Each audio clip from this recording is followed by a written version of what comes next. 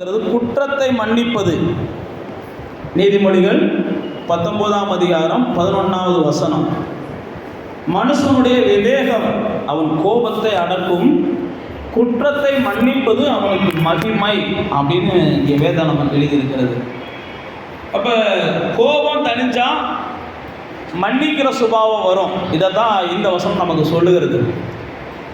நமக்குள்ள கோபம் இருக்கிறது வரைக்கும் அல்லது பழி வாங்கணுன்ற எண்ணம் இருக்கிறது வரைக்கும் நமக்குள்ள மன்னிக்கணுன்ற எண்ணமும் என்ன செய்யாது, வராது. அதை தான் இங்கே வேதம் சொல்கிறது. முதல் என்ன செய்யணும், விவேகத்தை கையாண்டு கோபத்தை அடக்கணும். கோபத்தை நீங்கள் அடக்குனீங்கன்னா தான் எந்த ஒரு குற்றத்தையும் நீங்கள் என்ன செய்ய முடியும், மன்னிக்க முடியும். மன்னிக்கிறவங்க தான், நல்லா தெரிஞ்சுக்கோங்க, யார் ஒருவங்க மன்னிக்கிறாங்களோ அவங்க தான் உண்மைக்கே சொல்கிறேன் மகிழ்ச்சியாக இருப்பாங்க. மன்னிக்க தெரிஞ்சவங்களுக்கு தான் மகிழ்ச்சியாகவும் இருக்க தெரியும். அதே மாதிரி மன்னிக்கிறவங்க தான் அவங்க மங்கி மங்கி எரிகிற விளக்காக இல்லாமல் அவங்க பிரகாசிக்கிற விளக்காகவே என்ன செய்வாங்க, மாறுவாங்க. மன்னிக்க தெரியாதவங்க தான் மங்கி மங்கி மங்கி என்ன செய்வாங்க, எரிஞ்சுக்கிட்டே இருப்பாங்க. ஆனால் மன்னிக்கணும் அப்படின்னா முதல்ல நம்ம என்ன செய்யணும், கோபத்தை கண்ட்ரோல் பண்ணணும். அதை தான் அந்த வசனம் நமக்கு சொல்லுகிறது. கோபத்தை கண்ட்ரோல் பண்ணால் தான் நாம் மன்னிக்க முடியும். மன்னிச்சா தான் நமக்கு தேவன் என்ன செய்கிறாருன்னா மகிமையை கொடுக்குறார். குற்றங்களை மன்னிக்கிறதா மனுஷனுக்கு மகிமையை கொண்டு வரும். குற்றம் செய்யாதவர்கள் ஒருவரும் இல்லை, எல்லாருமே குற்றம் செய்கிறார்கள். அப்படி தான் நமக்கு வேதம் சொல்லுகிறது. தவறுகிறவர்கள் எல்லாருமே தவறு செய்கிறவங்க தான், யாருமே தவறாதவங்கலாம் கிடையாது. ஆனால் இயேசு தன்னுடைய சீசர்களுக்கு ஜெபத்தை சொல்லிக் கொடுக்கும்போது, நாங்கள் பிறர் குற்றங்களை மன்னிக்கிறதை போல நீங்கள் எங்களுக்கு என்ன செய்யுங்க, மன்னிங்க அப்படின்னு இயேசு தான் சீசர்களுக்கு ஜெபிக்க சொல்லிக் கொடுக்கும்போது சொல்லிக் கொடுக்குறார். அது மாத்திரமல்ல, இயேசுடைய சிலுவை கடைசி நேரத்தில் அவர் மரிக்கிறதுக்கு முன்னாடி லூக்கா எழுதுகிறாரு 23ஆம் அதிகாரம் 34வது வசனத்தில். லூக்கா 23ஆம் அதிகாரம் 34வது வசனத்தில் இயேசு மரிக்கிறதுக்கு முன்னாடி சிலுவையில் தொங்குகிற அந்த சூழ்நிலையில் அவர் சொல்லுகிற ஒரு அருமையான வார்த்தையை நமக்கு ஆவியானவர் அங்கே எழுதி வைத்திருக்கிறார். 23ஆம் அதிகாரம் 34வது வசனம் எடுத்தவங்க வாசிங்க.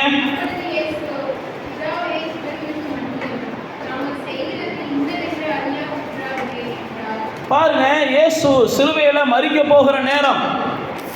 இயேசுவை இன்னைக்கு நாம ஏன் மகிமைப்படுத்துகிறோம் அப்படின்னா இதுக்காக தான் மகிமைப்படுத்துகிறோம். இயேசு மாத்திரம் அன்னைக்கே சொல்லியிருந்தாருன்னா இந்த இரத்தப்படி இவர்கள் மேல் இப்பொழுதே இறங்கி வரட்டும் அப்படின்னா, இந்த வார்த்தை யார் சொன்னா, சிம்சோன் சொல்றாரு, ஆண்டவரே இப்போ நான் சாகட்டும், ஆனால் சாகும்போது எவையெல்லாம் என்னைய பார்த்து சிரிச்சானோ அவனும் சேர்ந்து சாகணும்ன்றாரு. இது பைபிளில் தான் இருக்கு. சிம்சோன் தான் சொல்றாரு, நான் இப்போ சாகட்டும், ஏன்னா என்னை இந்த பாடுபடுத்திட்டாங்க, ஆனால் நான் சாகிற நேரத்தில் பைபிளில் போட்டிருக்கு, அவன் உயிரோடு இருந்து கொன்னதை பார்க்கிலும் சாகும்போது கொன்னது தான் என்ன செய்தான் ரொம்ப அதிகமாக பைபிள் போட்டிருக்குது.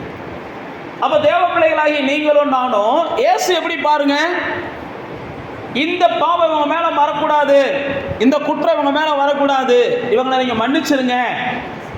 நான் மறுபடியும் சொல்லுகிறேன், இயேசு இன்னைக்கு நம்ம மகிமைப்படுத்துறதுக்கு காரணமே அவர் என்ன செஞ்சாரு, கடைசி நேரத்தில் காட்டி கொடுத்த யூதாசையும் அவர் மன்னிச்சார். அவரை கைது பண்ண வந்த எல்லாரையும் மன்னிச்சார். கடைசி நேரத்தில் சிலுவையில் தொங்கிக்கிட்டு இருக்கும்போது 2 கள்ளர்கள், அதில் கூட பார்த்தீங்கன்னா ஒரு கள்ளனை வந்து ஆண்டவர் என்ன செஞ்சார், மன்னிச்சார். அதில் ஒரு கள்ளன் என்ன செய்யறான், ஆண்டவரை இகழ்ச்சியாக பேசுகிறான். இன்னொரு கள்ளன் ஆண்டவரை புகழ்ச்சியாக பேசுகிறான். அந்த இகழ்ச்சியாக பேசுகிற கல்லனை ஆண்டவர் மன்னிச்சாரான்னு நமக்கு வேதத்தில் தெரியலை. ஆனால் இகழ்ச்சியாய் பேசின அந்த கல்லனை என் கூட நீ என்ன செய்வ, பரதேசில் இருப்படா அப்படின்னார். அப்போ நீங்களும் நானும் நல்லா தெரிந்து கொள்ளணும், எப்போ நாம் மன்னிக்கிற சுபாவத்தை இந்த பூமியில் வெளிப்படுத்துகிறோமோ அப்போ தான் நமக்கான புகழ்ச்சியும் நமக்கான மேன்மையும் தேவனிடத்துலேருந்து என்ன செய்யும், இறங்கி வருகிறதா இருக்கும்.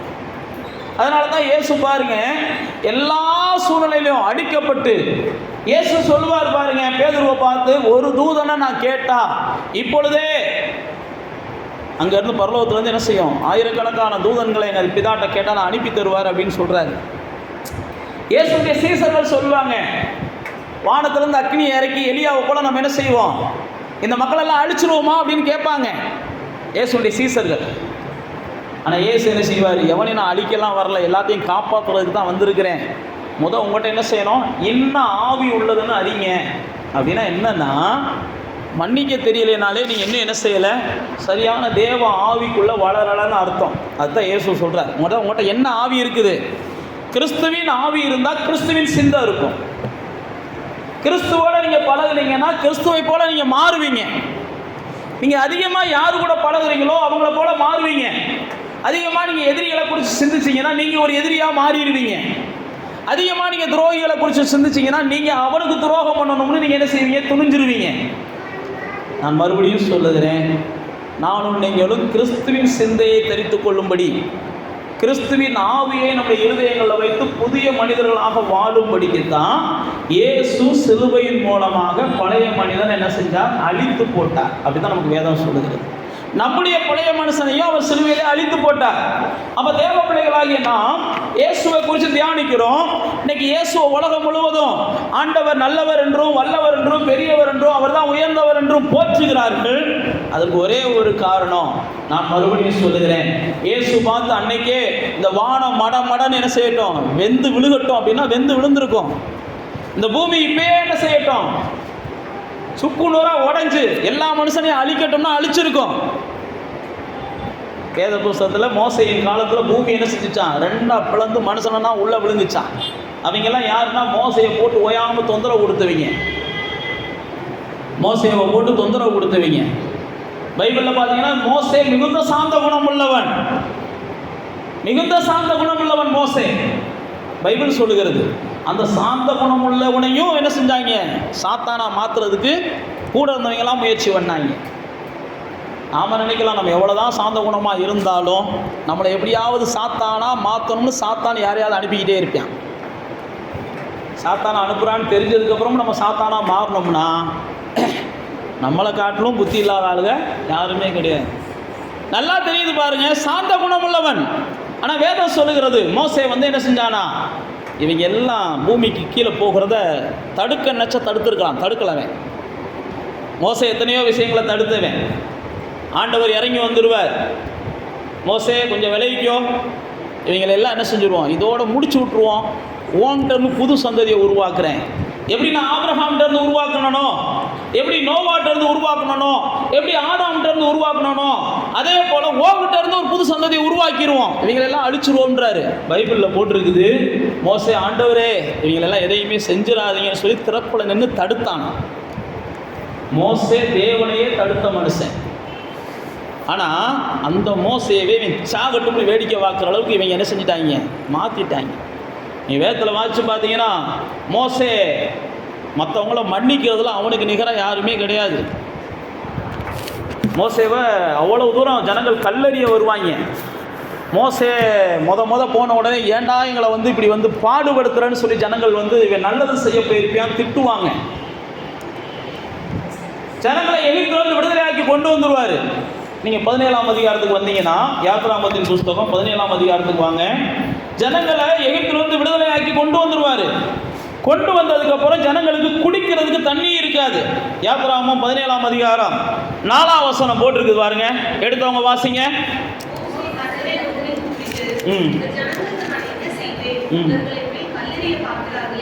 பாருங்க, என்னை கல்ல வச்சு எரிய பார்க்கிறான், இவனுக்கு நான் என்ன செய்வேன்? எத்தனையோ அதிசயத்தை காமிச்சிட்டான். மோசே காமிக்காத அதிசயமே இல்லை. மோசே மூலமாக கர்த்தர் எத்தனையோ வல்லமையான செயல்களை வெளிப்படுத்தினார்.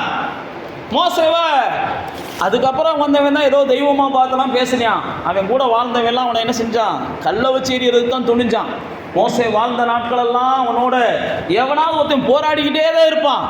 ஆனால் மோசே என்ன செஞ்சான்? மன்னிச்சுக்கிட்டே தான் இருந்தான். சில நேரத்தில் நீங்களும் நானும் நல்லா தெரிந்து கொள்ளுங்க.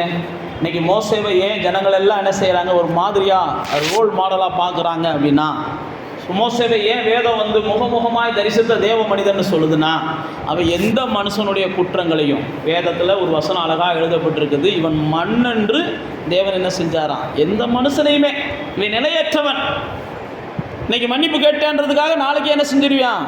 மகத்துவமாக மாறிடுவான்லாம் நீங்கள் நினைக்கக்கூடாது. நம்ம மன்னிச்சிட்டோம், அதனால இவன் மகாத்மாவா மாறிடுவான், இனிமே என்ன செய்வான், நமக்கு தொந்தரவு கொடுக்க மாட்டான்னு நீங்க நினைக்க கூடாது. இன்னைக்கு மன்னிச்சா அதே மன்னிப்பு நாளைக்கு காலையில கூட அவன் மறந்து போயிடுவான். அடுத்த நாள் என்ன செய்யணும், மன்னிக்க வேண்டியிருக்கும். ஏசுநாதர் அதுதான் பேதுரு கேட்டார், எத்தனை வாட்டி மன்னிக்க?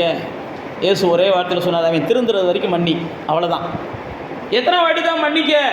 70 முறை. அவன் எப்படியா திருந்தணும், அவ்வளோதான்.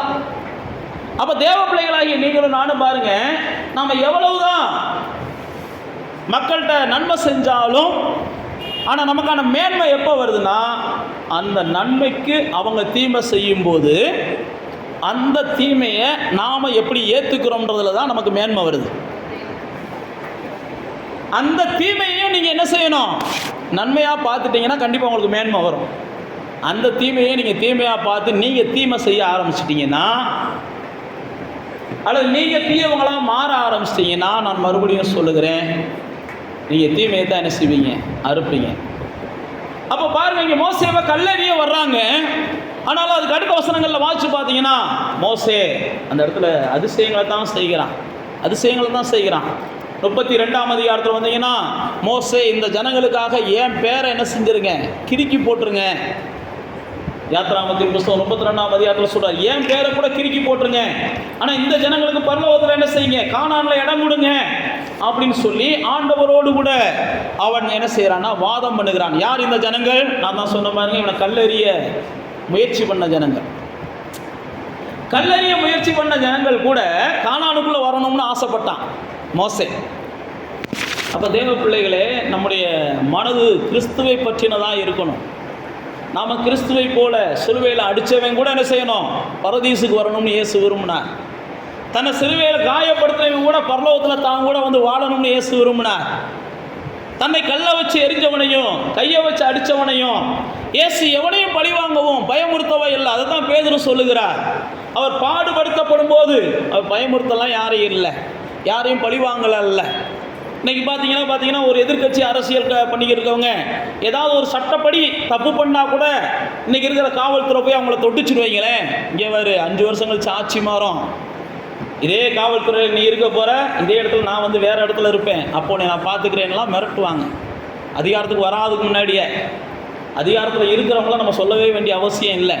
ஆனால் இயேசு பாருங்கள், அன்னைக்கும் அவர் அதிகாரத்தில் தான் இருந்தார். அன்னைக்கும் அவர் நினச்சது நடக்கும், அவர் சொன்னது நடக்கும்.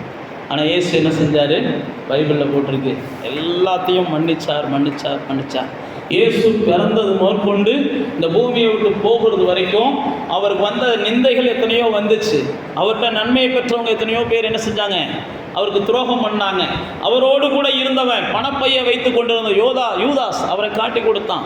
பைபிளில் போட்டிருக்கு, அவன் முத்தமிட்டு காட்டி கொடுத்தான். அப்போ கூட இயேசு என்ன செஞ்சார், சிநேகிதனே நீ என்னை முத்தமிட்டா காண்பி கொடுக்குற. அப்போ கூட நான் மறுபடியும் சொல்லுகிறேன், அந்த இடத்துல நம்மளாக இருந்தால் என்ன செஞ்சுருப்போம், நீ இப்படி செய்வேன்னு நினைக்கல, போடா துரோகி, உனக்கு ஒன்று வரும்டா பின்னாடி அப்படின்னு சொல்லியிருப்போம். இயேசு அப்போ கூட அவனை என்ன செஞ்சார், சிநேகிதனேன்னு நான் சொன்னேன். ஏன் அப்படின்னா இயேசுவுக்கு தெரியும், மன்னிச்சா தான் நமக்கான மகிமை மலர ஆரம்பிக்கும், நமக்கான மகிமை மனம் வீச ஆரம்பிக்கும். இந்த சிலுவையை தியானிக்கிற நாட்களில் நமக்குள்ளே என்ன செய்யணும், கிறிஸ்துவை போல மன்னிக்கிற சுபாவத்தை உருவாக்கணும். நம்மளால் மன்னிக்க முடியாது நம்மளே சொன்னோம் அப்படின்னா, நான் மறுபடியும் சொல்லுகிறேன், அது சாத்தான சந்தோஷப்படுத்தும். இவங்களெல்லாம் மன்னிக்க முடியாது, அவங்களெல்லாம் மன்னிக்க முடியாது, இவங்க செஞ்சதெல்லாம் கொஞ்சமா, அவங்க செஞ்சதெல்லாம் கொஞ்சமா அப்படின்னா, அதுக்கு தான் நான் உங்களுக்கு வேதத்தில் சொல்லுகிறேன். இயேசு கடைசி நேரத்தில் வரைக்கும்,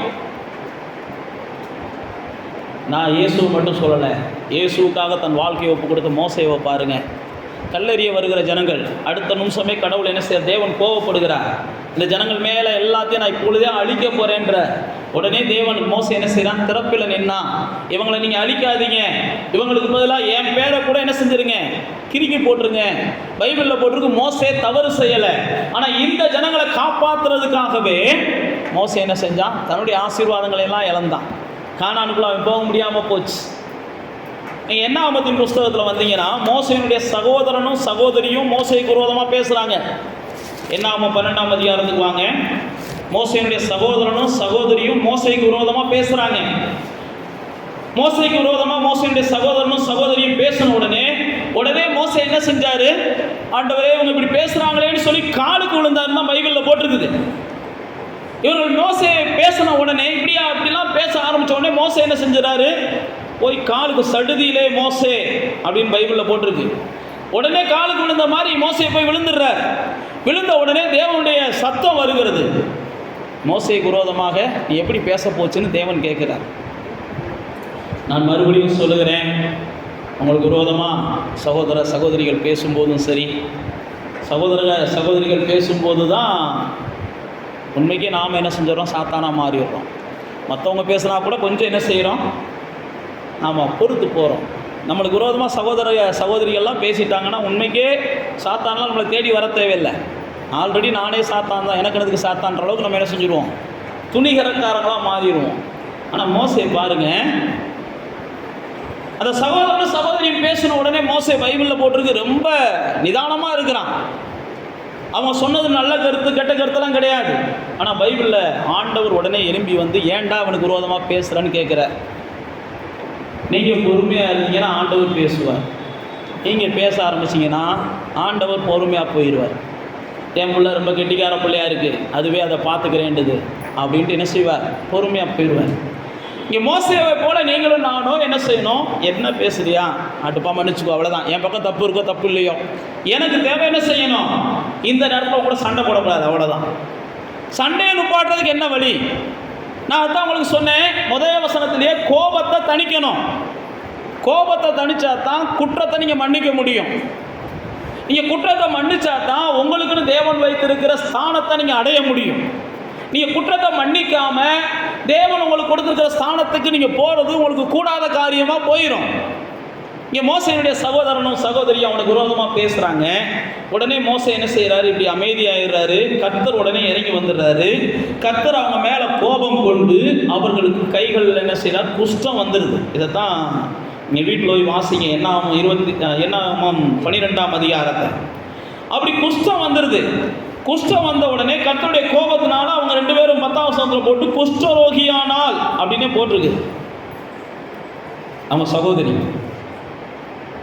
இப்போ மோசேவாக இருந்தால் என்ன செஞ்சுருப்போம்? அல்லது நம்மளாக இருந்தால் என்ன செஞ்சுருப்போம்? மனுஷனாக இருந்தால் என்ன செஞ்சுருப்போம்? அதுக்கு தாண்டா எனக்கு விரோதமாக எதுவும் பேசாதீங்கடா, எனக்காக கர்த்தர் கோவப்படுவார்றா, எனக்கு விரோதமாக பேசுனீங்கன்னா இனிமேல் எல்லாத்துக்கும் தெரிஞ்சுக்கிறட்டும், இதே மாதிரி என்ன செய்யும்? நடக்கும். நான் என்ன செஞ்சாலும் எவனும் என்ன செய்யாத அப்படின்னு நம்மளாக இருந்தால் உண்மைக்கு என்ன செஞ்சுருப்போம்? வேறு மாதிரிலாம் பேசியிருப்போம். இன்றைக்கெல்லாம் யூடியூப் வந்துருச்சு, மீடியா வந்துருச்சு. இன்றைக்கெல்லாம் ஏதாவது ஒரு பரிசுத்தவானுக்கு விரோதமாக பேசுகிறவனுக்கு இப்படியெல்லாம் வந்துச்சுன்னா மீடியாவிலையும் டிவிலையும் இதே தான் போட்டுக்கிட்டு இருப்போம். பரிசுத்தவானுக்கு விரோதமாக பேசினவனுடைய வாய் அல்லது பரிசுத்தவானுக்கு விரோதமாக பேசினவனுடைய கை, இன்றைக்கெல்லாம் நடந்துச்சுன்னா. ஆனால் அன்னைக்கு பாருங்கள், மோசே என்ன செஞ்சார்? இப்படிப்பட்ட தண்டனை வந்த போது கூட தேவனிடத்துலேருந்து போய் ஜெபம் பண்ணுறாரு. இவங்களுக்கு தண்டனை வேண்டாம் ஆண்டவரே, இவங்களுக்கு என்ன வேண்டாம்? தண்டனை வேண்டாம். நான் மறுபடியும் சொல்லுகிறேன், உன் சத்துரு பைபிளில் போட்டு தண்டிக்கப்படும் போது நீ சந்தோஷமாக இருந்தேன்னா கர்த்தர் என்ன செய்கிறாரா? எரிச்சல் ஆகிறாராம். உங்கள் சத்துரு தண்டிக்கப்படும் போது நீங்கள் என்ன செய்யக்கூடாது? சந்தோஷப்படக்கூடாது.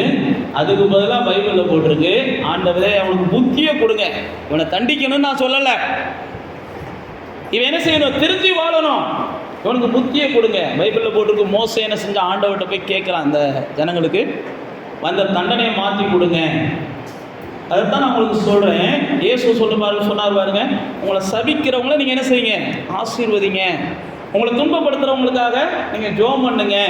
இதெல்லாம் நீங்கள் செஞ்சீங்கன்னா பரலோகத்தினுடைய தேவனுடைய பிள்ளைகள் என்று சொல்லி இந்த சந்ததி அறிஞ்சுக்கிறோம் அப்படின்றாரு.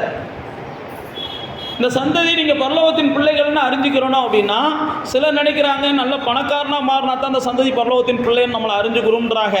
அப்படிலாம் போதனைகள் இன்றைக்கி வந்துருச்சு. நிறையா நம்ம கிறிஸ்தவ மக்களே என்ன செய்கிறாங்க? நீ பணக்காரனாக இருந்தால் தான் பரலோக வாசின்னு இந்த பூமி என்ன செய்யும்? அறிஞ்சுக்கிறோம். அதை வச்சு தான் பரலோகத்துக்கு நிறையா பேர் உன்னை பின்பற்றுவாங்கன்னு சொல்கிறாங்க. ஆனால் வேதம் நமக்கு என்ன சொல்லுகிறது? பணம் வேண்டான்னு சொல்லலை, பொருள் வேண்டான்னு சொல்லலை. அதற்கு பதிலாக உங்களை சபிக்கிறவங்களை, உங்களை துக்கப்படுத்துகிறவங்களை, உங்களை துன்பப்படுத்துகிறவங்களை நீங்கள் மன்னிங்க, அவங்கள ஆசீர்வதிங்க, அவங்களுக்காக ஜெபம் பண்ணுங்க. இப்போ மோசே பாருங்கள், ஜெபம் பண்ணுறார். மோசே ஜெபம் பண்ணுகிறார். அடுத்து நீங்கள் தொடர்ந்து மோசேயுடைய வாழ்க்கையில் பல விஷயங்களை பார்க்கலாம். நான் உங்களுக்கு இயேசுநாதருடைய வாழ்க்கையில் பாருங்கள், அவர் சிலுவையில் தொங்குகிற நேரத்தில் இவர்களை நான் மன்னிக்கிறேன்னு சொல்லுகிறார். நான் மறுபடியும் சொல்லுகிறேன், நீங்கள் மன்னிச்சா தான் உங்களுடைய ஓட்டத்தை நீங்கள் என்ன செய்ய முடியும்? ஓடி முடிக்க முடியும். நீங்கள் மன்னிக்கலை அப்படின்னா பைபிளில் இயேசு சொல்லும்போது சார் உங்கள் ஜெபம் கூட இயேசு சமூகத்துக்கு போகாதான். நீங்கள் ஒரு இடத்துக்கு போய் ஜெபம் பண்ண நிற்கிறீங்க, மார்க்கில் இயேசு சொல்லும்போது சொல்கிறார், நீங்கள் ஜெபம் பண்ண நிற்கிற போது அந்த ஜெபத்துக்கு நீங்கள் என்ன செய்யணும்? அங்கே ஒரு மன்னிப்பை கொடுக்கணும். நீங்கள் மன்னிப்பை கொடுத்தாங்க தான் உங்களுடைய ஜெபம் கேட்கப்படும் சொல்லி மார்க் 11:25 வாசிங்க. மார்க் 11:25 எடுத்தீங்கன்னா வாசிங்க. மார்க் 11:25 66வது பக்கம் புதிய ஏற்பாட்டில்.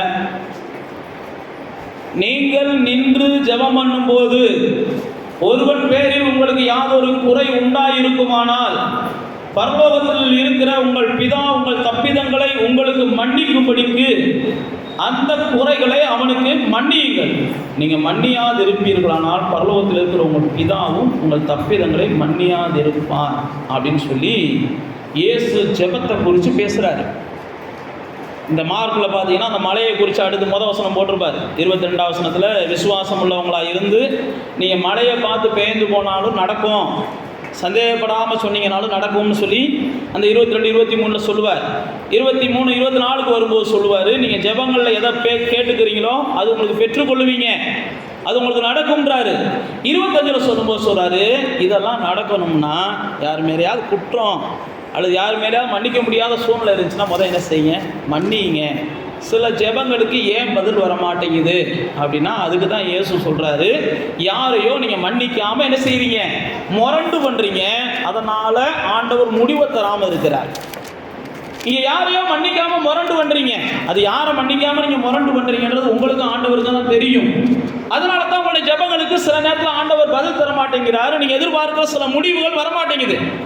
அதான் இயேசு சொல்லுகிறார், மலையை கூட உங்களால் மாற்ற முடியும், நீங்கள் ஜெபத்தில் எதை கேட்டாலும் பெற்றுக்கொள்ள முடியும்.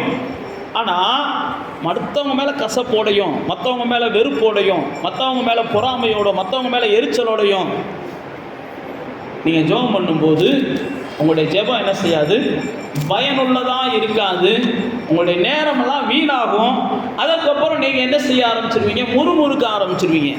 உங்கள் பக்கத்தில் இருக்கிற தவறுகளை நீங்கள் புரிந்து கொள்ளாமல் தேவன் எனக்கு செய்யலைன்னு சொல்லி என்ன செய்ய ஆரம்பிச்சிருவீங்க?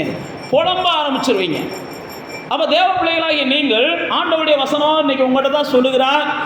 ஏதோ ஒரு சில ஜெபங்கள் எனக்கு பதில் வரலன்னா ஒரே வார்த்தை தான், நீங்கள் யாரையோ மன்னிக்க மாட்டேன்னு என்ன செய்றீங்க? பிடிவாதமாக நிற்கிறீங்க.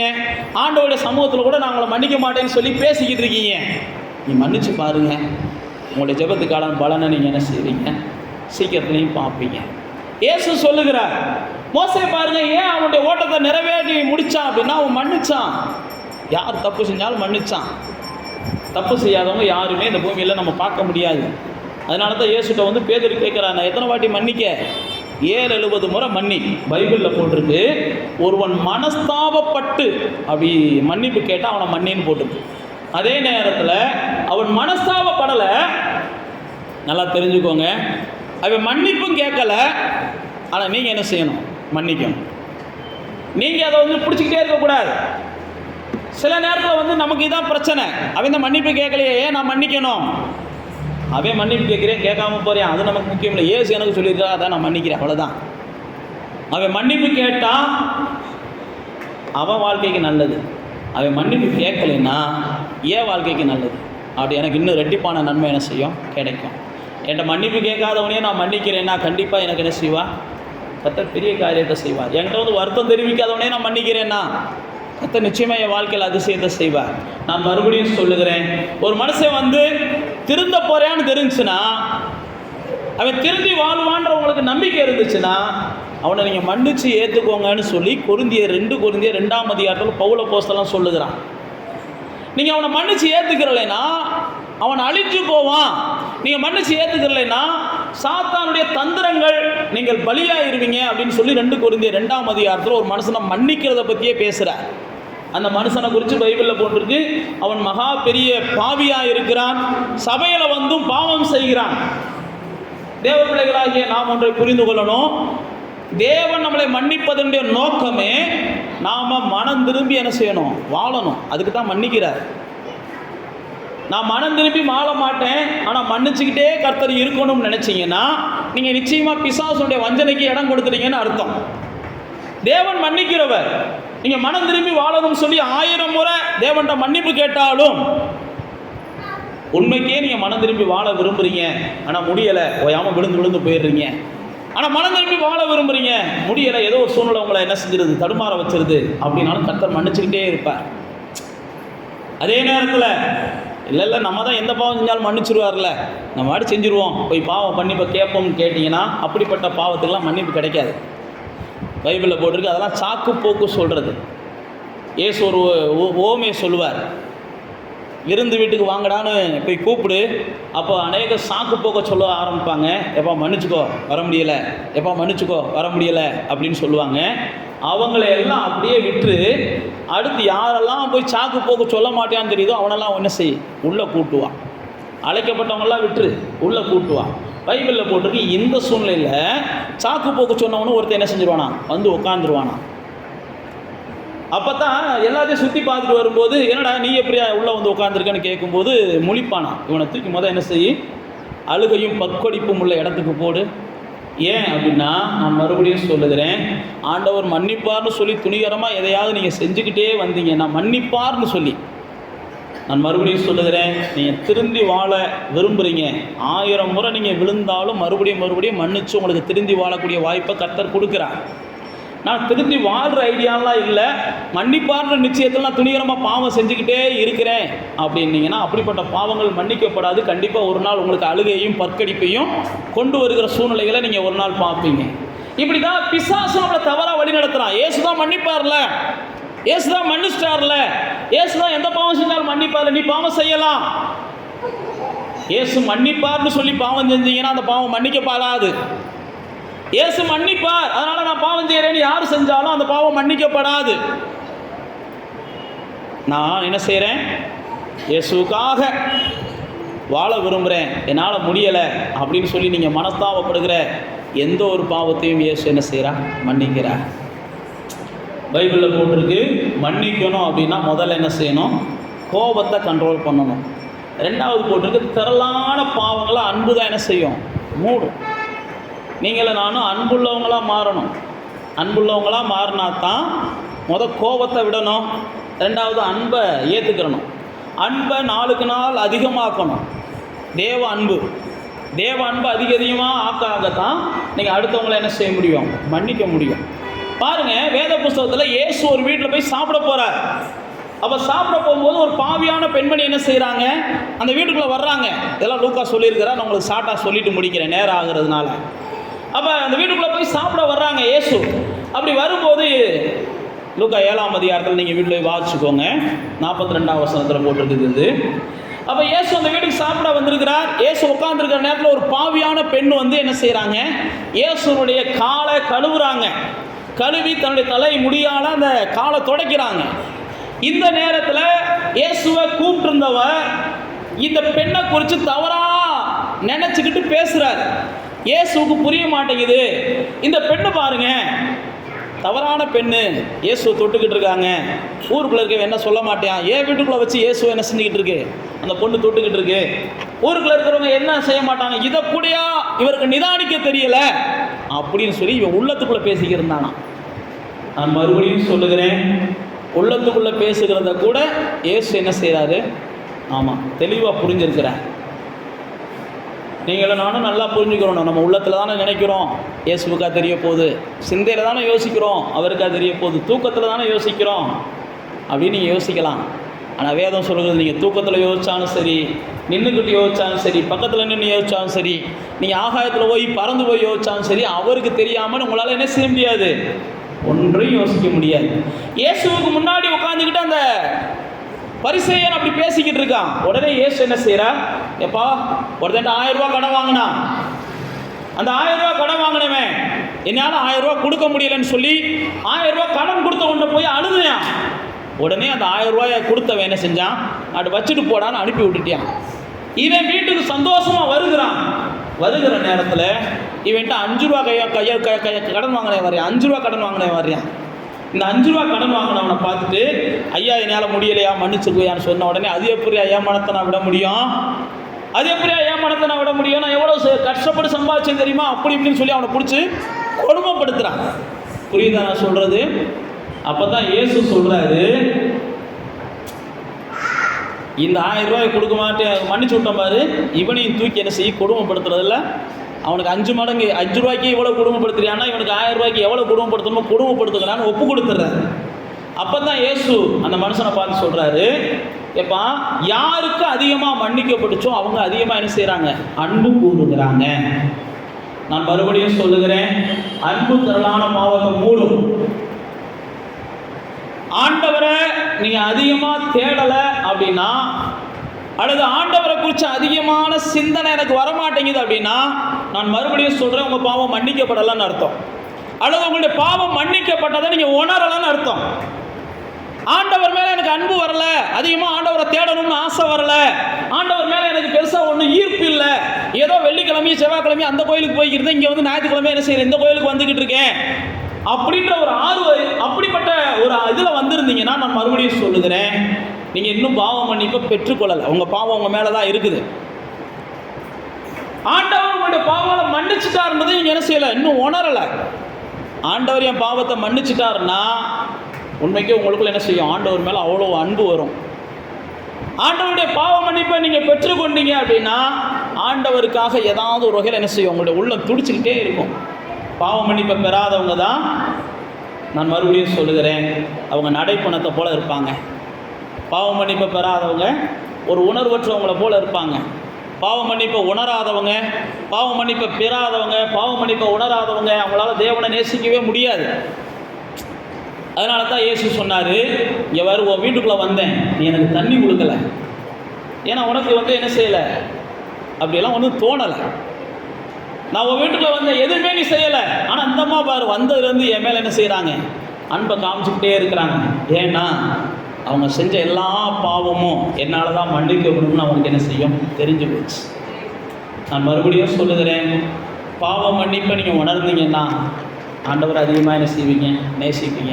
ஆண்டவர் என் பாவத்தெல்லாம் மன்னிச்சிட்டார், எனக்காகத்தான் சிலுவையில் மரித்தார், எனக்காகத்தான் என்ன செஞ்சார், எல்லாத்தையும் ஏற்றுக்கொண்டார்னு எப்போ நீங்கள் உணர்றீங்களோ அப்போ தான் நீங்கள் என்ன செய்வீங்க, ஆண்டவருக்காக தன் ஜீவனையும் கொடுக்க துணிவீங்க. அது வரைக்கும் நீங்கள் என்ன செய்ய மாட்டீங்க, ஆண்டவருக்காக ஆமாம் உங்களுக்கு அந்த துணிவெல்லாம் வராது. ஆண்டவர் அதிகமாக நேசிக்கிறவங்களுக்கு தான் அந்த துணிவு வரும். அப்போ தேவ பிள்ளைகளே, இயேசு சொல்கிறாரு, முதல்ல நான் சொன்ன மாதிரி உங்களுடைய கோபம் உங்களை மற்றவங்கள மன்னிக்க விட மாட்டேங்குது. ரெண்டாவது நான் உங்களுக்கு சொன்னபடி நீங்கள் அன்பு அதிகமாக தேவனிடத்தில் கூர்னாத்தான் நீங்கள் யாரும் என்ன செய்ய முடியும், மன்னிக்க முடியும். தேவனிடத்தில் அதிகமாக அன்பு வைக்கணும், தேவனிடத்தில் அதிகமாக நேசிக்கணும். அதான் சொன்ன பாருங்க, இயேசு தான் கூட இருந்த சிநேகிதன் அவனையே மன்னிச்சிட்டார். நீ வேத புஸ்தகத்தில் அப்போஸ்தலர் 7ஆம் அதிகாரத்தில் ஸ்தேவான் என்கிற ஒரு மனுஷன், அவன் கடைசியாக சாகுறப்ப அவனை கல்லை வச்சு எரிஞ்சு கொள்றாங்க. ஸ்தேவானை கல்லை வச்சு எரிஞ்சு கொள்றாங்க. ஸ்தேவான் நம்மளை போல சாதாரண மனிதன் தான். ஆனால் அந்த கல்லை வச்சு எரிஞ்சு கொள்ளுகிற அந்த நேரத்தில் 7ஆம் அதிகாரம் 60ஆம் வசனம் போட்டிருக்கு. அவனும் வாசிங்க, முழங்கால் படியிட்டு, எடுத்துட்டீங்களா எடுக்கலையா? 7ஆம் அதிகாரம் 60ஆம் வசனம், அவனோ முழங்கால் படியிட்டு, ஆண்டவரே இவர்கள் மேல் இந்த பாவத்தை சுமத்தாதிரும் என்று மிகுந்த சத்தமிட்டு சொன்னான். இப்படி சொல்லி நித்திரை அடைந்தான் அப்படின்னு போட்டிருக்கு. யார? கல்லை வச்சு எரிஞ்சவங்களை. நான் மறுபடியும் சொல்லுகிறேன், இதெல்லாம் அன்பு தேவன் மேலே அதிகமாக இருந்தால் தான், தன்னை வச்சு கல்லை வச்சு எரிஞ்சவங்கள கூட சாகுற தருவாயில் இவங்க மேலே இந்த பாவம் சுமந்துடக்கூடாது. அதுக்கு அடுத்த அதிகாரங்களில் தான் சமாரியா பட்டணம் முழுவதும் ரசிக்கப்படும். அதுக்கு அடுத்த அதிகாரங்களில் தான் சவுல் என்கிற பரிசுத்தவான் ரசிக்கப்படுவான். நான் மறுபடியும் சொல்லுகிறேன், உங்களுடைய எண்ணம் எந்த அளவுக்கு மாறுகிறதோ அந்த அளவுக்கு தான் உங்கள் வீட்டில் மனம் திரும்பாதவங்க மனம் திரும்புவாங்க. உங்களுடைய எண்ணம் எந்த அளவுக்கு இந்த ஸ்தேவானை போல அன்புள்ளதாக மாறுகிறதோ அந்த அளவுக்கு தான் உங்கள் வீட்டில் இருக்கிற அக்கிரமக்காரர்கள்லாம் மாற ஆரம்பிப்பாங்க. நான் மறுபடியும் சொல்லுகிறேன், தேவன் மேலே அன்பு, தேவனுடைய அன்பு, இந்த ரெண்டு நமக்குள்ளே இருந்துச்சுன்னா பைபிள் பிரகாரம் போட்டுட்டு நீங்கள் மனுஷனையும் நீங்கள் என்ன செய்வீங்க, நேசிக்க ஆரம்பிக்குவீங்க. தேவன் மேலே அன்பு இருந்தால் தான் நம்மளால் மனுஷனை நேசிக்க முடியும். தேவன் மேலே அன்பு இல்லாதவங்க மனுஷனை என்ன செய்ய முடியாது, நேசிக்க முடியாது. இயேசு கண்ணுடைய பிரதான கட்டளைகள் 10 2 வார்த்தையில் சொல்லிடுறாரு. ஒன்று, நீ தேவனிடத்தில் அன்பு கூறு. இன்னொன்று என்ன செய், உன் கூட வாழ்கிற மனுஷனிடத்தில் அன்பு கூறு. இது 2 தான் இயேசு 10 கட்டளையை 2 வார்த்தையில் சொல்லி முடிக்கிறார். தேவ பிள்ளைகளாகிய நாம் தாவீதை குறித்து பார்க்கிறோம். தாவீது சவுலுடைய வீட்டில் ரொம்ப என்ன செய்கிறான், ஒரு மதிப்பு மிக்க மனுஷனாக மாறுகிறான். தாவீது அவன் வீட்டில் என்ன செய்யலை, மரியாதையுள்ள ஆளாலாம் இல்லை. தாவீது மதிப்பு மிக்க மனுஷனாலாம் இல்லை. தாவீது சில இடத்துல நம்ம வீட்டுக்கு நமக்குலாம் பெரிய மரியாதை கிடைக்காது. இயேசுவா தான் சொல்கிறார், சொந்த வீட்டில் சொந்த ஊரில் எந்த தீர்க்கதரிசிக்கும் பெருசாக என்ன செய்யாது, மதிப்பு கிடைக்காது, மரியாதை கிடைக்காதுன்னு தான் இயேசுவும் சொல்லியிருக்கிறார். தாவீது அப்படி தான் இருக்கிறார். ஆனால் தாவீது பாருங்க, சவுல் வீட்டுக்கு போன உடனே சவுல் வீட்டில் இருக்கிற ஒவ்வொரு பொம்பளை பிள்ளைகளும் தாவீதை என்ன செய்கிறாங்க, லவ் பண்ண ஆரம்பிக்கிறாங்க. பைபிளில் போட்டிருக்குது. சவுல் யாரு, ராஜா.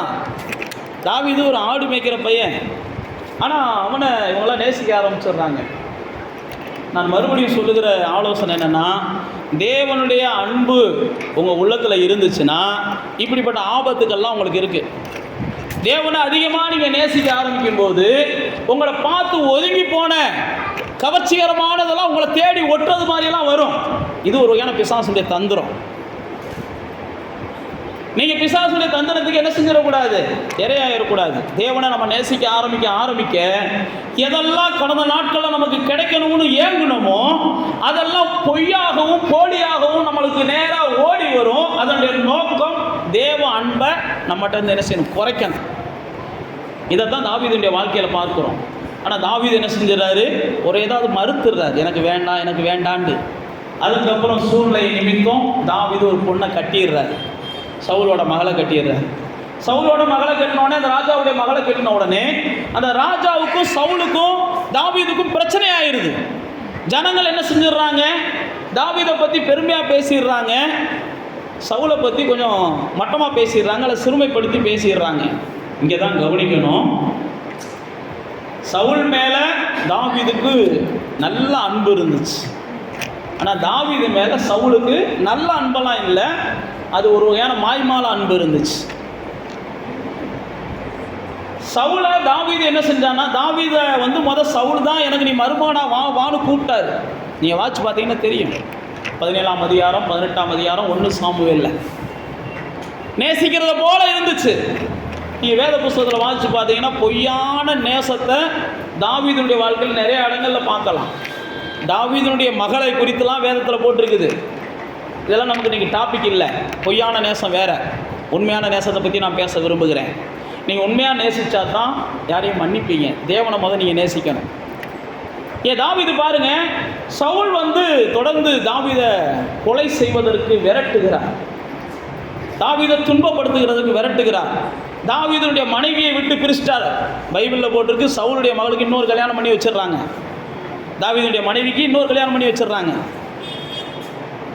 அது மட்டுமல்ல, பைபிள் இன்னும் போட்டிருக்குது, தாவீது பயந்து போய் தான் தாய் தகப்பனெல்லாம் விட்டு ஒதுங்குறான், பயந்து போய் நண்பர்களை விட்டு ஒதுங்குறான். யாரோட போய் சேர்ந்தாலும் ராஜாவால் ஆபத்து வரும், யார் கூட சேர முடியலை. ஓடுறான் ஒளியிறான். அதனால் எங்கே போனாலும் ஓட முடியல, ஒளிய முடியலை. வேத புஸ்தகத்தில் போட்டிருக்கு 24ஆம் அதிகாரம் 1 சாமுவேலில், தாவீதை பிடிக்க வந்த சவுலை தேவன் என்ன செய்கிறாரு, தாவீது கையில் ஒப்பு கொடுக்குறாரு. நாங்கள் ஞாபகப்படுத்துறது அதுதான். நீங்கள் தேவனை நேசிக்கிறவங்களா இருந்தீங்கன்னா உங்களை பகைக்கிறவங்களை கூட நீங்கள் பழி வாங்கக்கூடிய வாய்ப்பு வந்தால் கூட பழி வாங்க மாட்டீங்க. பகைக்கிறவங்களை கூட பழி வாங்கக்கூடிய வாய்ப்பு வரும். தேவன் சில நேரத்தில் என்ன செய்வார், என்ன நேசிக்கிறவன் இவன் பழி வாங்கக்கூடாதுன்னு இவனுக்கு பயிற்சி கொடுத்துருக்கிறேன், இவ்வளவு கொடுமைப்படுத்தியிருக்கிற இவனை பழி வாங்கக்கூடிய வாய்ப்பை கொடுத்தா இவன் பழி வாங்குறானா இல்லையான்னு பார்ப்போம். உங்கள் வீட்டில் அப்போ தான் நீங்கள் சுட சுட காய்ச்சி வச்சுருப்பீங்க. உங்கள் மேலே பயங்கர எரிச்சலாக இருந்த ஆள் ஒரு நொடி பொழுதில் ஏதாவது உங்கள் மேலே கோபத்திலே இருந்தவர், உங்களை கோபத்தை உண்டாக்கிட்டே இருந்தவர், கொஞ்சம் சாப்பாடு கொடுமான்னு கேட்டால் இருந்தால் கூட நம்ம என்ன செய்வோம், ஆமாம் சாப்பாடு இங்கே இப்போ கேட்டு வந்தியா கொண்டு விரட்டி விடுவோம். நான் மறுபடியும் சொல்லுகிறேன், அப்படிப்பட்ட சூழ்நிலைலாம் கர்த்தர் உங்களுக்கு கொடுப்பார். யார் உங்களை போட்டு துன்பப்படுத்துகிறாங்களோ அவங்க உங்கள்கிட்ட ஏதோ ஒரு சூழ்நிலையில் கேட்டு வரக்கூடிய சூழ்நிலையை கொடுக்கும்போது நீங்கள் பழி வாங்குறீங்களா பாசம் காட்டுறீங்களான்னு கர்த்தர் பார்ப்பார். பழி வாங்கினீங்கன்னா நீங்கள் ஃபெயிலியர்னு அர்த்தம். ஃபெயில் ஆகிட்டீங்க. பாசம் காமிச்சிட்டிங்கன்னா நீங்கள் பாஸ் ஆகிட்டீங்க. பாஸ் ஆகிறதும் ஃபெயில் ஆகிறதும் யார் கையில் தான் இருக்குது? ஆமாம், உங்கள் கையில் தான் இருக்குது. பாசம் காட்ட போகிறீங்களா, பழி வாங்க போகிறீங்களான்னு. தாவீது நான் பழி வாங்க மாட்டேன்றார். உடனே சவுல் என்ன செய்கிறாரு? எப்பா நீ நீதிமான், நான் தான் அவனை தப்பாக புரிஞ்சுக்கிட்டேன்றார். நீங்கள் அப்படியே 26ஆம் அதிகாரத்துக்கு வாங்க, அதுக்கு அடுத்த ஒரே அதிகாரம் தான். உடனே தாவீதை மறுபடியும் சவுல் வந்து என்ன செஞ்சுறாரு? துரத்த ஆரம்பிச்சிடறாரு. உடனே தாவீது என்ன செய்கிறாரு? மறுபடியும் கர்த்தர் ஒரு வாய்ப்பை கொடுக்குறாரு இவனை கொல்றதுக்கு. கூட இருக்கிறவங்களாம் கொன்று போடுவோம்ன்றாங்க. எத்தனை நாள் தான் இவனுக்கு பயந்து வாழணும்? ஒரே தான் போட்டு தள்ளிட்டா என்ன அப்படின்லாம் கூட இருக்கிறவங்க தாவீதுக்கு ஆலோசனை கொடுக்குறாங்க. சில நேரத்தில் இதெல்லாம் நமக்கு நல்ல ஆலோசனையாக தெரியும். எவ்வளோ நாளைக்கு தான் இவங்களோட போராடிக்கிட்டே இருக்குது, வாங்க போலீஸில் பிடிச்சி என்ன செய்வோம், அந்த வீடியோ இருக்கு ஒப்படைச்சிருவோம் அப்படின்னு யாராவது கூப்பிடுவாங்க. உடனே முதலாக போயிடக்கூடாது. தேவ பிள்ளைகள் நாம் என்ன செய்யணும்? மன்னிக்கத்தான் பார்க்கணும். பைபிளில் போட்டிருக்குது, தாவீது அந்த நேரத்துலையும் அவனை தப்புவிக்கிறான். வேண்டான்றான். உடனே தாவீதை பார்த்து நீ ஆசீர்வதிக்கப்பட்டவனுப்பா, உன் செயல்கள்லாம் என்ன செய்யுது? ஆசீர்வாதமாக இருக்குன்னு இந்த சவுல் பேசுகிறான். ஏன் நான் உங்களுக்கு சொல்லுகிறேன் அப்படின்னா, உன் மேலே அன்பு இருந்துச்சுன்னா பழி வாங்கக்கூடிய வாய்ப்பு கிடைச்சாலும் பழி வாங்க மாட்டீங்க. தேவன் மேலே அன்பு இருந்துச்சுன்னா. நீங்கள் 25ஆம் அதிகாரத்தில் வாட்சி பார்த்தீங்கன்னா, நாபால் என்கிற ஒரு மனிதன், 1 சாமுவேல் 25ஆம் அதிகாரம், தாவீது போய் சாப்பாடு ஏதாவது சாப்பிட்றதுக்கு இருக்கான்னு கேட்க போகிறாரு. உடனே அவன் என்ன செய்கிறான்? பயங்கரமாக தாவீது திட்டுறான். தாவீதுக்கு கோபம், சரியான கோபம். உடனே தாவீது கத்தி எடுத்துட்டு எப்படியாவது அவன் குடும்பத்தெல்லாம் அழிச்சு போடணுமேன்னு வர்றாரு 25ஆம் அதிகாரத்தில். உடனே அந்த நாபாலுடைய மனைவி வர்றாங்க, அபிகாயில். எப்பா நீ செய்யாத, இந்த குற்றத்தெல்லாம் மன்னிச்சிரு அப்படின்றாங்க. உடனே தாவீது என்ன செஞ்சுட்டான்? ஆமாம், ஏன்னா நீங்கள் அந்த இடத்துல வாட்சி பார்த்தீங்கன்னா தெரியும், அந்த அம்மா சொல்லுவாங்க, நீ தேவ மனுஷன், நீ ராஜாவை வரப்போகிறவன், அடுத்த சந்ததிக்கு நீ வழிகாட்ட போகிறவன், நீ எல்லாம் செய்யக்கூடாது, உன் மேலே ஒரு குற்றமும் வந்துடக்கூடாது, பைபிளில் போட்டிருக்கு. உடனே தாவீது என்ன செஞ்சான்? மனசை கண்ட்ரோல் பண்ணி மாற்றிக்கிட்டு, செய்யக்கூடாது, நம்ம திரும்பி போயிடுவோம்னான்னு திரும்பி போயிட்டான். சில நேரத்தில் நீங்கள் துணிஞ்சு போகும்போது கூட கர்த்தர் சிலரை வச்சு தடுப்பார். தடுத்தாலும் நான் போவேன்னு பிழையாம மாதிரி போனீங்கன்னா மரணம் அகால மரணமாக இருக்கும். தடுத்தாலும் பிழையாமல் போனான். அபிமெலேக்கை பார்த்தீங்கன்னா ஆண்டவர் தடுக்கிறார், நீ பாவம் செய்யக்கூடாதா, நீ உத்தமனாக வாழ்றடாண்டு. உடனே அபிமெலேக்கு என்ன செய்யணும்? ஐயோ நான் வந்து உத்தமன் தான், எனக்கு தெரியாது, இவங்க தான் என்னை ஏமாற்றிட்டாங்க. அப்போ தான் ஆண்டவர் சொல்கிறார், இவங்க தான் ஏமாற்றிட்டாங்கன்னு எனக்கு தெரியும், அதனால தான் தடுக்க வந்தேன். சில நேரத்தில் கர்த்தர் என்ன செய்வார்? உங்களால் கண்ட்ரோல் பண்ண முடியாத சூழ்நிலையத்தை நீங்கள் மீறுறீங்க அப்படின்னா அப்புறம் கர்த்தர் வந்து என்ன செய்வார்? அப்பையும் உங்களை தடுக்கிறதுக்கு முயற்சி பண்ணுவார். அப்படி தான் அபிகாயில் வாழ்க்கையில் பார்க்கிறோம். நீங்கள் அடுத்து பார்த்தீங்கன்னா அப்சலோம், தாவீதுடைய சொந்த மகன். தாவீதை கொடுமைப்படுத்துவான், தாவீதை கொலை செய்ய பார்ப்பான். பைபிளில் போட்டிருக்கு. தாவீது என்ன செய்வான்? அவனுடைய சாவை விரும்ப மாட்டான். அப்சலோம் சொந்த மகன், அவனுடைய சாவை எல்லாரும் விரும்புவாங்க. ஏன்னா தாவீது ராஜாவா இருந்த வயசான காலத்தில் அவனை போட்டு கொடுமைப்படுத்துறான். நான் மறுபடியும் சொல்லுகிறேன், நம்ம வயசானதுக்கு அப்புறம் நம்ம பிள்ளைகள் நம்மளை கொடுமைப்படுத்தும் போது நாம் என்ன செய்வோம்?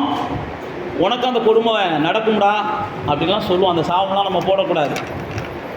நம்ம வயசாகிட்டோம், நம்ம பிள்ளைகள் நம்மளை கவனிக்கலைனாலும் பரவாயில்ல, நம்ம பிள்ளைகள் நம்மளை கொடுமைப்படுத்துகிறாங்க. தாவீதுக்கு அப்படி தான் நடந்துச்சு. அப்சலோம் வந்து தாவீதை விரட்டி விட்டார், அரண்மனையை விட்டு. தாவீது அரண்மனையை விட்டு ஓடி போயிட்டார். தாவீது வயசான காலத்தில் காட்டுக்குள்ளேயும் மலைக்குள்ளேயும் மகனுக்கு பயந்து ஒளிஞ்சு கிடக்காரு. அந்த சூழ்நிலையெல்லாம் உங்களுக்கு வந்தால் நீங்கள்லாம் தாவீதை போல இருப்பீங்களான்னு தெரியல. அந்த சூழ்நிலையெல்லாம் வந்தாலும் நீங்கள் தாவீதை போல என்ன செய்யணும்? இருக்கணும். அப்போ கூட அப்சலோமுக்கு சாவு வருகிறதை தாவீது விரும்பலை. அப்சலோமை கொஞ்சம் பட்சமாக நடத்துங்கடா, அப்சலோமுக்கு எதுவும் தீங்கு செஞ்சிடாதீங்கடா, ஏன் புள்ள. பைபிள் அப்படி தான் போட்டிருக்கு. ஆனால் கூட இருந்தவங்க பெரிய கோபம், அப்சலோமை கொன்னே போட்டுறாங்க. அப்சலோமை கொன்னே போட்டுட்டு தாவீதை வந்து சொல்கிறாங்க. தாவீது சந்தோஷப்படுவார்னு இவங்க நினைக்கிறாங்க. தாவீது அழுகிறான், எனக்கு இந்த மாதிரி வாழ்க்கையே தேவையில்லை, என் பிள்ளையை கொண்டுட்டு அந்த இடத்துல போய் நான் உட்காரணும் அவசியமே இல்லைன்னு அழுகிறான். ஏன் நான் உங்களுக்கு சொல்லுகிறேன்னா, தான் புள்ள துரோகம் பண்ணாலும் சரி, தான் மாமனார் துரோகம் பண்ணாலும் சரி, தன்னுடைய சகோதரன் துரோகம் பண்ணாலும் சரி, தாவீது என்ன செஞ்சான்? தேவன் மேலே வைத்த அன்பை நிமித்தம் அதை மன்னிச்சுக்கிட்டே வந்தான். நீங்கள் வேதத்தில் வாசித்து பார்த்தீங்கன்னா திரும்ப சவுளுடைய மனைவியை இன்னொரு இடத்துல வந்து கூட்டு வந்து வச்சுக்கிடுவான், மன்னிச்சு ஏற்றுக்கிடுவான் தன்னுடைய மனைவியை, சவுளுடைய மகளை. அதுக்கப்புறம் நீங்கள் வேதத்தில் வாசிச்சு பார்த்தீங்கன்னா சவுலை கொன்னேன்னு சொல்லி ஒருத்தன் வந்து நிற்பான். எப்படியா கொன்ன பாவி பேலே, ஏன் மாமனாரான்னு அவனை போட்டு என்ன செய்ய இவன் நினைப்பான் சவுலை கொன்னதுக்காக இவன் பரிசு கொடுப்பான்ண்டு. வேதத்தில் வாசிச்சு பார்த்தீங்கன்னா சவுளுடைய மகனை ஒருத்தன் நான் கொன்னுட்டேன்னு வந்து நிற்பான். உடனே தாவீது என்ன செய்வான், ஏன்டா அவனை கொன்னான்னு சொல்லிடுவேன். இவங்கெல்லாம் நினைச்சது என்னன்னா இவங்க எதிரிகள் தாவீதுக்கு, இவங்களை கொன்னோம்னா தாவீது நம்மளுக்கு பரிசு கொடுப்பான்னு இவங்கெல்லாம் நினைக்கிறாங்க. ஆனால் தாவீது என்ன செய்யலை, எந்த இடத்துலையும் தன்னுடைய பகைஞர்களை பழி வாங்கினவேன்னு சொன்னான் பாருங்க, அவனை கூட அவன் பழி வாங்கினானே சொல்லி அவனை கூட அடித்தானே ஒழிய அவனுக்கு பரிசெல்லாம் கொடுக்கல. நான் மறுபடியும் சொல்லுகிறேன், நீங்கள் யாரையாவது பகைக்கிறீங்கன்னு தெரிஞ்சுன்னா சிண்டு மூட்டி விடுறதுலேயே 10 பேர் வருவாங்க. அவங்களுக்கு நீங்கள் இடம் கொடுத்தீங்க அப்படின்னா உங்கள் வாழ்க்கை சீரழிஞ்சு போகும். தாவீது அதில் தெளிவாக இருந்தான். தேவனை நேசிக்கிறவங்க இதில் எல்லாம் நீங்கள் தெளிவாக இருக்கணும். நீங்கள் யார் கூடயாவது பகையாக இருக்கீங்கன்னா அப்போ தான் அங்கிட்டும் இங்கிட்டும் மூட்டி விடுறதுக்கு 2 நாரதர்கள் வருவாங்க. நீங்கள் யாரையாவது கொஞ்சம் பிடிக்காத மாதிரி நடந்துக்கிறீங்கன்னா தாவீதுட்டு அப்படி தான் வந்தாங்க. ஆனால் தாவீது தெளிவாக அடித்தான். தேவனை நேசிக்கிறவன். நான் மறுபடியும் சொல்லுகிறேன், நீங்கள் மன்னிப்பை இந்த நாளில் கொண்டு வரணும். அதுக்கு தான் தாவீதுட்டேருந்து நான் எடுத்து கொடுக்குறேன், மோசேட்டேருந்து நான் எடுத்து கொடுக்குறேன், ஸ்தேவான்ட்டேருந்து எடுத்து கொடுக்குறேன். இந்த சிலுவையில் இயேசு நமக்கு கொடுத்த ஒன்று எல்லாத்தையும் நீங்கள் என்ன செய்யுங்க, மன்னிங்க. முதல்ல நான் சொன்னேன் மன்னிக்கணும் அப்படின்னா உங்கள் கோபத்தை கண்ட்ரோல் பண்ணுங்கள். ரெண்டாவது நான் உங்களுக்கு சொன்னேன் தேவ அன்பை என்ன செய்யுங்க, அதிகமாக சிந்திங்க. ஆக மொத்தம் நீங்கள் என்ன செய்யுங்க, எல்லாரையும் மன்னிங்க. மன்னிச்சிங்கன்னா தான் உங்களுக்கான மகிமையும் உங்களுக்கான மகிழ்ச்சியும் உங்களுடைய ஓட்டத்திலையும் நீங்கள் நிறைவாக ஓடி முடிக்க முடியும். கர்த்தருடைய பலனையும் கர்த்தருடைய வல்லமையும் நீங்கள் ருசிக்க முடியும். அதனால் இந்த சிலுவையை தியானிக்கிற நாம் இந்த நாட்டில் என்ன செய்யுங்க, மன்னிக்க பிரயாசப்படுங்க. அப்படியே கண்களை மூடி தேவ சமூகத்துக்கு வாங்க. யாரையாவது மன்னிக்க முடியாமல் இருந்தீங்கன்னா இப்போயே ஆண்டவர்கிட்ட கேளுங்க, ஆண்டவரே நான் மன்னிக்கணும்ப்பா, வேண்டாம்ப்பா நான் மன்னிக்காமல் இருந்துட்டேன்னா அது நான் வந்து சாத்தானுக்கு அவனுடைய தந்திரத்துக்கு இரையாகிறது மாதிரி ஆகிடும். சாத்தானுடைய தந்திரத்துக்கு நான் இரையாகிற மாதிரி ஆகிடும். நான் மன்னிக்கணும் ஆண்டவரே, நான் மன்னிச்சா தான் என் ஜெபத்துக்கு கூட பதில் கிடைக்கும். நான் மன்னிச்சா தான் என் ஓட்டத்தை நான் நிறைவாக ஓடி முடிக்க முடியும். நான் மன்னிச்சா தான் எனக்கான மகிமை என் தலையில் வந்து இறங்கி இருக்கும். நான் மன்னிச்சா தான் நான் மகிழ்ச்சியாக இருக்க முடியும். நான் மன்னிச்சா தான் ஒரு மனிதனாக மாற முடியும். நான் மன்னிச்சா தான் நான் தேவனுடைய பிள்ளையாக இந்த பூமியில் நிலை நிற்க முடியும். நான் யாரையும் மன்னிக்கணும். மன்னிக்க முடியாத அளவுக்கு என்னுடைய கோபம் என்னை தடுக்கிறது. மன்னிக்க முடியாத அளவுக்கு சில நேரத்தில் நான் என்ன செய்கிறேன், மூர்க்கமாக மாறுறேன். தாவீது பாருங்க, தன்னை விரட்டி வெட்ட வந்தவனை கூட மன்னிச்சான். தாவீது பாருங்க, தன்னுடைய மகன் கடைசி காலங்களில் தனக்கு அதிகமாக தொல்லை கொடுத்த போது கூட அவங்கள மன்னிச்சான். தாவீது பாருங்க, நாபால் போன்ற மனிதர்கள் உதவி செய்ய எத்தனையோ உதவியை நம்ம அவங்களுக்கு செஞ்சுருக்கிறோம். நமக்கு ஒரு உதவி செய்யடான்னு கேட்கும் போது உதவ மறுக்கிறாங்க. அவங்கள கூட தாவீது மன்னிச்சான். யோனத்தான் ஏதாவது அவன் வீட்டில் செய்யலாமான்னு முடமாய் கிடந்த ஒரு மனுஷனை கொண்டு போய் அரண்மனையில் வச்சான். தாவீது மன்னிக்கிறவனாகவே மாறிட்டான். மோசே மன்னிக்கிறவனாகவே மாறிட்டான். தன்னுடைய சகோதரர்கள் எழும்புறாங்க, மன்னிச்சிட்றான். தனக்கு கீழே இருக்கிற ஜனங்கள் எழும்புறாங்க, மன்னிச்சிட்றான். சில நேரத்தில் தேவனுக்கு விரோதமாக ஜனங்கள் எழும்புறாங்க, கல்லெறிய வர்றாங்க, மன்னிச்சிட்றான். நான் மறுபடியும் சொல்லுகிறேன், மன்னிக்க பழகுங்க, கர்த்தர் பலன் தருவார். நீங்கள் மன்னிங்க. மன்னிக்க முடியாதுன்னு சொல்லி சாக்கு போக்கு சொல்லாதீங்க. ஒருத்த மனஸ்தாபப்படுகிறானா, திருந்தி வாழ விரும்புகிறானா, ரைட்டுப்பா நல்லா இருப்பா, ஆசீர்வதிப்பார் போனே ஆண்டவர் அப்படின்னு மனப்பூர்வமாக அவங்கள ஆசீர்வதிங்க. யாரையும் சபிக்காதீங்க. சபிக்கிற அளவுக்கு நம்ம மாறிடக்கூடாது. சாத்தானுக்கு நம்ம இடம் கொடுத்துடக்கூடாது. இயேசு சிலுவையில் தன்னை அடித்தவங்களை கூட பிதாவே இவருடைய மன்னியும்னு சொல்கிறாரு. ஸ்தேவான் தன்னை கல்லை வச்சு எரிஞ்சவங்கள கூட தேவனே இவங்க மேலே பாவம் வேண்டாம்ப்பா மன்னிச்சிருங்கன்னு சொல்கிறாரு. நீங்களும் நானும் யோசேப்புடைய வாழ்க்கையில் பார்க்கிறோம். அவன் சகோதரர்கள்லாம் மன்னிக்கிறான். நீங்களும் நானும் மனிதர்களாலும் சரி மற்றவங்களாலும் சரி அவ்வளோவெல்லாம் பெருசாக பாடுபடலை. ஏதோ சின்ன சின்ன பாடுகள் தான். ஆனால் நம்ம மன்னிக்க பழகிட்டோம் அப்படின்னா நாம் என்ன செய்கிறோம், மலை மேல் உள்ள ஒரு பட்டணமாக மாறிடுறோம். அநேகருக்கு வெளிச்சம் கொடுக்குறோம். அநேகருடைய வாழ்க்கை வாழ்வதற்கு, மலர்வதற்கு, அநேகர் வாழ்க்கையில் மகிழ்ச்சி உண்டாவதற்கு தேவனாலே நாம் பயன்படுத்துகிற பாத்திரமாய் மாறுகிறோம். கர்த்தர் அப்படிப்பட்ட கிருபைகளை நமக்கு தந்தருவாங்க. இதாவே உடைய கையில் நாங்கள் ஒப்பு கொடுக்குறோம். இந்த சிலுவை தியான நாட்களில் நாங்கள் மன்னிப்பை அநேகருக்கு வழங்குவதற்கு எங்களை பலப்படுத்துங்க, எங்களை ஆசீர்வதிங்க. உடைய நல்ல ஆவியானவரை கொண்டு எங்களுக்கு உதவி செய்யுங்கப்பா. நாங்கள் அர்ப்பணிக்கிறோம். கிருபையை தாங்க. கோபத்தை கண்ட்ரோல் பண்ணிவிட்டு அன்பை வெளிப்படுத்த உதவி செய்யுங்க.